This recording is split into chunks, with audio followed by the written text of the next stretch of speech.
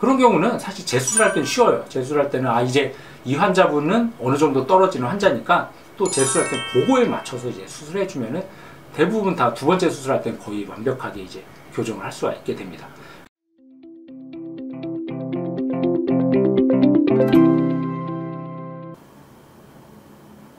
안녕하세요. 모티브 성형외과 전문의 박재희 원장입니다.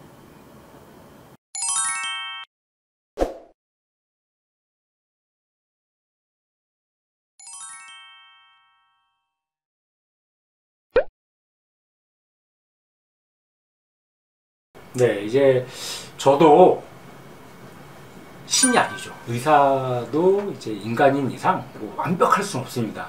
최대한 당연히 수술할 때는 꼼꼼하게 신경 써서 최선을 다해서 이제 수술을 하겠지만은 그래도 여의치 않게 이제 원했던 결과가 안 나와서 재수술하는 경우가 저도 가끔씩은 있습니다. 많지는 않은 것 같습니다. 솔직히 다른 병원 원장님들이나 다른 의사 선생님이 어느 정도 재수술 비율인지 정확히 통계를 안 내봐서 모르겠지만 제 느낌상으로는 좀 다른 분들보다 좀 적지는 않을까 그런 생각은 드는데, 그래도 저도 가끔씩 제 환자들 재수술하는 경우가 있습니다. 그러면 왜 재수술을 하고 왜 그렇게 됐는지 좀 분석을 해보고 얘기를 드리면은, 우선 일단은 이제 수술할 때는 저는 이제 평균 보편적인 기준을 가지고 이제 수술하게 됩니다. 이제 예를 들어서 보통 이제 환자분들이 눈 수술을 하기 전에는 눈 뜨는 힘이 약하면은 보통 이제 이마나 눈썹을 좀 써서 이제 눈을 뜨는 경우가 많아요. 근데 이제 보통 대부분 다 눈 수술하고 나면 눈 뜨는 게 편해지기 때문에 올라갔던 눈썹이 대부분 다 내려오게 되죠. 근데 그 내려오는 정도가 사람마다 좀 다릅니다.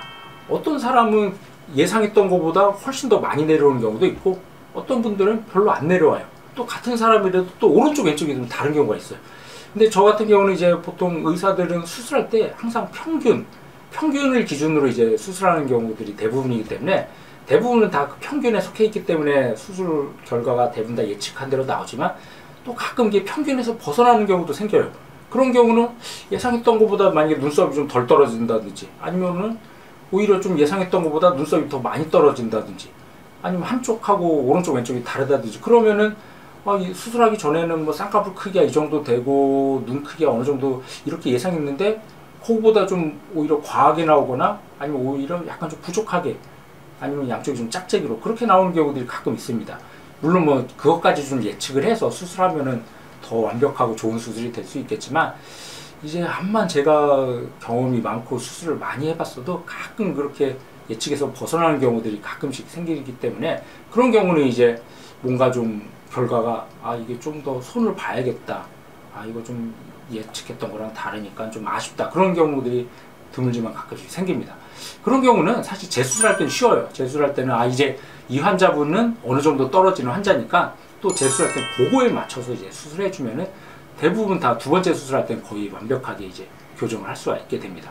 그래서 이제 저 같은 경우도 최대한 좀 그런 확률이라든지 빈도수를 줄이기 위해서 노력을 하겠지만, 가끔씩 제 환자들을 재수술하는 경우가 생기는데, 그 원인은 분석해 보면 대부분 다 예측했던 거랑 좀 다르게, 이제 예를 들어서 아까는 눈썹 떨어진 걸 말씀드렸는데 붓기 빠지는 정도라든지, 좀 재수술에서는 조금 더 그런 비율이 좀 더 차이가 있지만, 이제 회복되는 과정도 좀 다른 경우도 있고, 또 이제 가끔 어떤 경우도 있냐면, 이제 중년분들 같은 경우에서 이제 눈 수술할 때 요즘은 절개로 밑에, 비절개나 절개로 밑에 쌍꺼풀을 만들면서 눈썹 거상도 같이 하는 경우가 많은데, 그런 경우도 마찬가지입니다. 이제 눈썹 거상을 하고 눈 수술하면 분명히 눈썹이 떨어져야 되는데 그 정도가 좀 약간 차이가 난다든지, 또 바깥쪽은 좀 많이 떨어졌는데 앞쪽이 좀 덜 떨어졌든지, 그런 경우는 약간 좀 나중에 수술하고 나서 예측했던 결과랑 약간 다른 경우가 생길 수도 있습니다. 그런 경우는 수정하는 게 간단하죠.